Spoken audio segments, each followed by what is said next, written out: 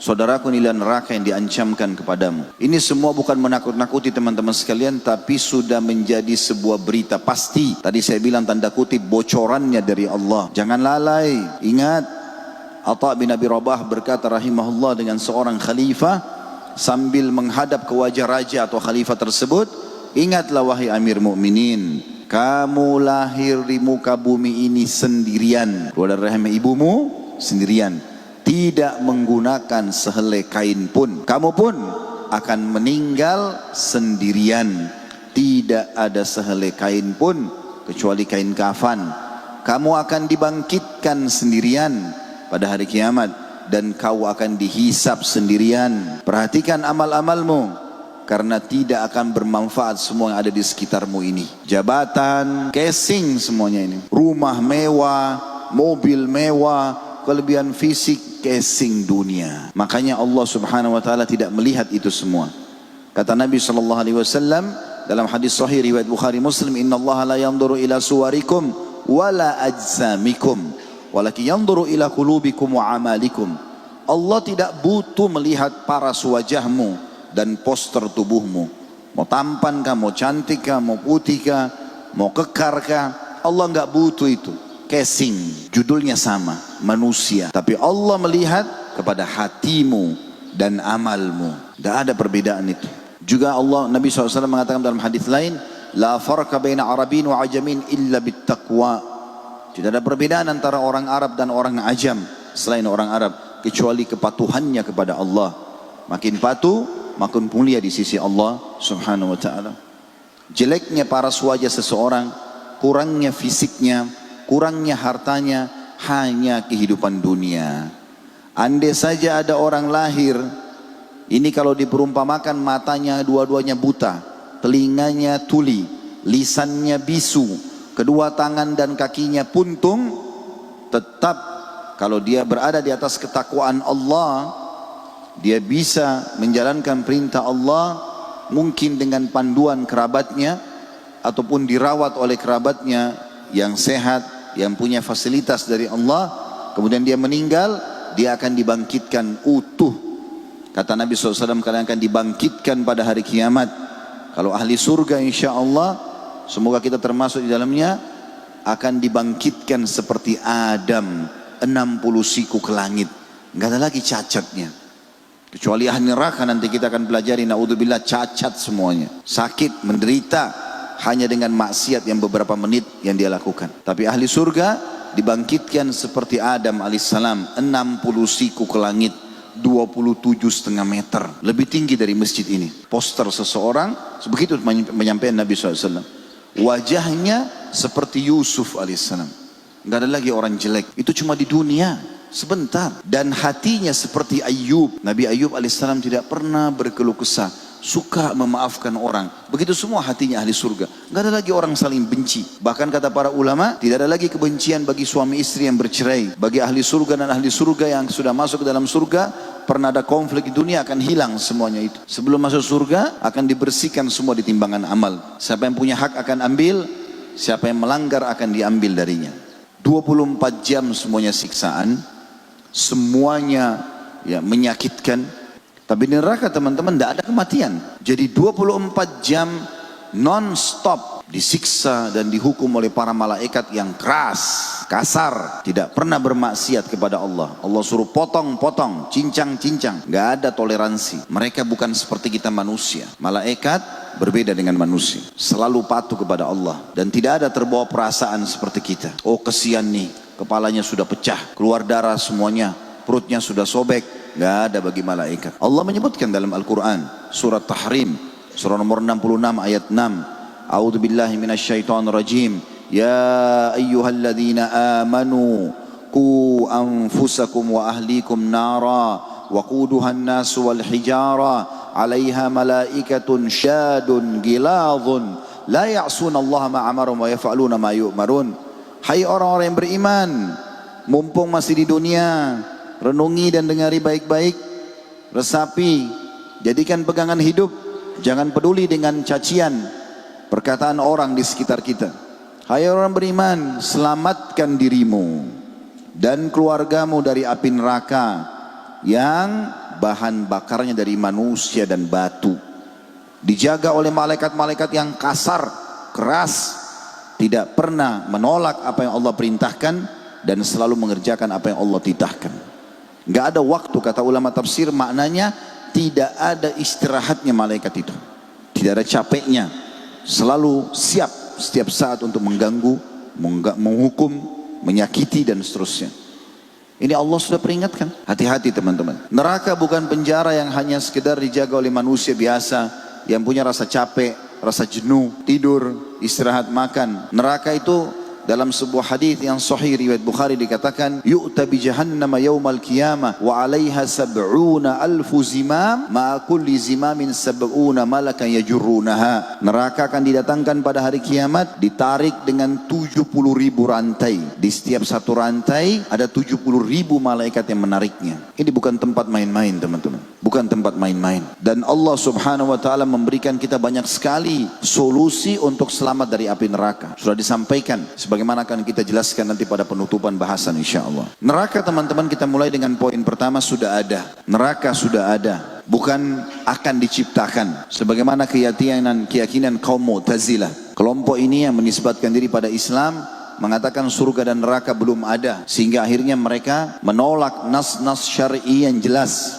Mereka menolak wahyu dengan alasan tidak masuk akal. Kalau surga sudah ada, lalu surganya itu tidak dihuni. Begitu juga dengan neraka. Untuk apa disiapkan dan dibakar apinya kalau belum ada penghuninya? Mereka menggunakan akal mereka dan menolak wahyu. Padahal teman-teman sekalian, wahyu itu diturunkan oleh Allah untuk mengontrol akal, bukan akal yang mengontrol wahyu. Ali radhiyallahu anhu mengatakan, andai saja agama ini menggunakan akal, maka mengusap kaus kaki pada saat orang sedang safar dan dia sudah berwudu sebelum dia memakai kaos kaki itu, maka lebih pantas yang diusap adalah bagian bawah kaos kaki karena itu yang kotor. Tapi kita diperintahkan dalam agama mengusap bagian atas telapak kaki, bukan dengan akal. Akal dikontrol oleh wahyu. Akal kita digunakan untuk memahami apa yang Allah berikan, bukan menentang. Gak masuk akal lalu ditolak. Dalilnya mana Ustaz? Neraka sudah ada banyak. Hadis sahih diriwayatkan Ahmad dan yang lainnya, kata Nabi SAW, siapa yang memohon kepada Allah agar dilindungi dari api neraka, ada dua riwayat. Riwayat pertama mengatakan 3 kali sehari, riwayat kedua mengatakan 7 kali sehari. Maka neraka akan mengatakan pada saat itu langsung, neraka merespon sambil mengatakan, ya Allah, hambamu fulan ini telah berlindung kepadamu dariku, maka selamatkan ia dariku. Dan tidak ada seorang hamba pun yang memohon surga sehari 3 kali, riwayat lain 7 kali, kecuali surga akan merespon secara langsung sambil mengatakan, ya Allah, hambamu fulan memohon masuk ke dalamku, maka masukkanlah ia ke dalamku. Yang kedua, hadis yang sahih tentang masalah demam, diriwayatkan oleh ahli sunan dan yang lainnya. Kata Nabi SAW, sesungguhnya demam itu adalah bagian daripada tiupan api neraka, maka dinginkanlah dengan air. Kalau kita biasa katakan kompres dengan air. Itu hadis Nabi SAW. Ada hadis yang sahih juga yang lain, juga sama diriwayatkan oleh Al-Hakim dan ahli sunan, bahwasanya Nabi SAW mengatakan kepada seorang sahabiat bernama Ummu Mu'ti, kalau saya tidak salah namanya ya, tapi jelas riwayat ini sahih, yang kebetulan lagi demam. Lalu kata Nabi SAW, kenapa kamu berkeluh kesah dan merintih? Kata dia, demam ya Rasulullah, semoga Allah ya tidak memberkahi demam ini. Kata Nabi SAW, jangan kau caci maki demam itu, karena dia akan menggugurkan dosa-dosa seorang hamba. Berhubungan dengan hadis tadi sebelumnya, kalau dia tiupan api neraka. Juga dalam hadis yang lain, kata Nabi SAW, sesungguhnya dalam hadis Bukhari, neraka itu berkeluh kesah kepada Allah tentang sebagiannya membakar sebagian yang lain. Maka kata Nabi SAW, Allah pun mengizinkan neraka untuk bernafas 2 kali. Itulah yang kalian temukan di musim panas yang sangat dan di musim dingin yang sangat. Artinya kita bisa rasakan keberadaan neraka itu. Teman-teman sekalian, neraka adalah hal yang gaib. Makna gaib tidak terjangkau oleh panca indera kita sebagai manusia. Tetapi memang dalam kehidupan kita, Allah sudah perlihatkan kalau kita punya banyak hal gaib yang kita bisa rasakan tapi tidak kelihatan. Mungkin kalau kita saling melihat sekarang, ini bukan gaib bagi kita. Kita bisa melihat satu sama yang lain, kita bisa memiliki handphone, kita bisa membangun rumah, fisiknya kelihatan. Tapi ada juga yang tidak kelihatan, cuma bisa kita rasakan. Contoh misalnya perasaan-perasaan kita, lapar, haus, marah, senang, dirasain nggak? Bisa dirasakan nggak? Baik, kelihatan nggak? Itu gaib. Allah berikan potensi untuk memahami ada yang gaib, ada alam barzah itu, ada surga dan neraka. Dalam kehidupanmu ada bukti kalau ada hal-hal yang gaib, tidak tampak, tapi bisa kita rasakan. Jadi neraka itu sudah ada teman-teman sekalian. Dan Allah subhanahu wa ta'ala sudah menciptakannya jauh sebelum penciptaan manusia. Jauh. Dalam sebuah hadis Bukhari dikatakan pada saat Allah yang maha suci dan maha pemurah menciptakan surga. Dan ini menandakan surga lebih dulu diciptakan oleh Allah. Kemudian Allah menyuruh malaikat Jibril untuk datang dan melihatnya. Lalu Jibril datang ke sana, kata Nabi SAW, lalu kembali. Allah bertanya, bagaimana pendapatmu? Setelah dia lihat semuanya kenikmatan yang ada di sana, pada Jibril malaikat yang beda sama manusia. Dia sudah melihat kemahakuasaan Allah subhanahu wa ta'ala di langit sana. Tapi dia tahu kadar nikmat yang ada pada surga. Dia mengatakan, ya Allah, tidak ada seorang pun hambamu mendengar saja. Tidak usah dia melihat, mendengar saja tentang surga, seperti yang kita lakukan pada majelis seperti ini misalnya. Maka kata malaikat Jibril, tidak ada seorang hambamu pun yang mendengar tentang surga ini, kecuali pasti akan berlumba-lumba untuk merebutnya atau mendapatkannya. Dengar saja. Lalu Allah SWT ciptakan neraka dan mengatakan pada Jibril, pergilah, lihat. Maka Jibril datang melihat segala macam jenis siksaan yang ada di dalamnya. Jibril pun alaihissalam makhluk Allah yang maha perkasa, yang luar biasa, besar. Kata Nabi SAW dalam sebuah hadis, Jibril alaihissalam Allah karuniai 600 ekor sayap. Kalau satu sayapnya dikebaskan bumi ini, maka akan hancur bumi ini. Jadi masih ada 599 sayap tidak dipakai oleh Jibril, kalau hanya mau menghancurkan kita semua. Makhluk yang sangat besar, luar biasa gitu. Jibril melihat segala macam siksaan di dalam, lalu kembali. Allah tanya, bagaimana pendapatmu? Apa kata Jibril? Demi kemahakuasaanmu, kemahabesaranmu, tidak ada seorang hambamu mendengar saja, kecuali pasti dia akan berlindung dan menyelamatkan diri darinya. Lalu Allah subhanahu wa ta'ala menghiasi surga dengan hal-hal yang tidak disukai oleh jiwa. Bangun sholat malam, bersedekah lagi butuh, harus bakti sama orang tua walaupun orang tua kita mungkin rewel, segala macam hal Allah hiasi dengan hal-hal yang mungkin manusia tidak suka. Lalu kemudian Allah hiasi neraka dengan hal-hal yang penuh dengan syahwat, mengambil haknya orang lain, menindas orang lain, memukul, apa saja kesalahan-kesalahan. Lalu Allah menyuruh Jibril, pergi lihat lagi surga dan neraka. Setelah dia lihat surga, lalu dia kembali. Allah tanya, bagaimana pendapatmu? Dia bilang, saya tidak menyangka ada hambamu yang bisa masuk ke dalamnya. Lalu pada saat lihat neraka, lalu kata Jibril AS, saya tidak menyangka ada hambamu yang bisa lolos darinya. Tapi neraka dan surga sudah ada, bukan tidak ada.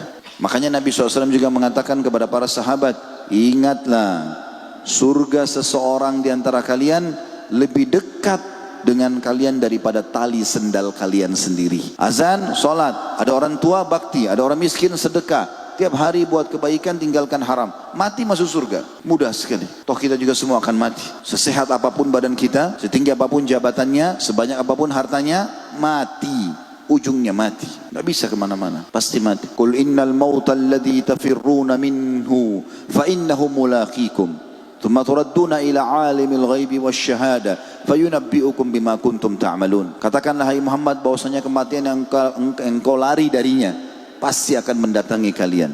Lalu kalian akan dikembalikan kepada zat yang maha mengetahui semua yang nyata dan semua yang gaib, dan akan memberitahukan semua apa yang kalian kerjakan. Kita teman-teman sekalian akan kembali ke sana dan ada kenyataan. Juga kata Nabi SAW, dan neraka juga lebih dekat kepada seseorang di antara kalian daripada tali sendalnya sendiri. Durhaka sama orang tua, suka berbuat kemaksiatan, ganggu orang sana, ngambil haknya orang yang ini, terus saja tiap hari, mati masuk neraka. Mudah sekali kalau masuk neraka. Begitu juga sebagaimana mudah orang masuk ke dalam surga. Lanjutan bahasan selain masalah neraka itu sendiri adalah pintu-pintu neraka. Neraka memiliki 7 buah pintu. Allah subhanahu wa ta'ala menyebutkan dalam Al-Quran, dalam surah Al-Hijr ayat 43 sampai 44. Surah nomor 15 dalam Al-Quran. A'udzu billahi minasyaitonir rajim. Wa inna jahannama lamaw'iduhum ajma'in. Laha sab'atu abwabin likulli babin minhum juz'un maksum Dan sesungguhnya Jahannam itu benar-benar tempat yang telah diancamkan kepada mereka, para pengikut-pengikut syaitan. Semuanya Jahannam itu memiliki 7 pintu.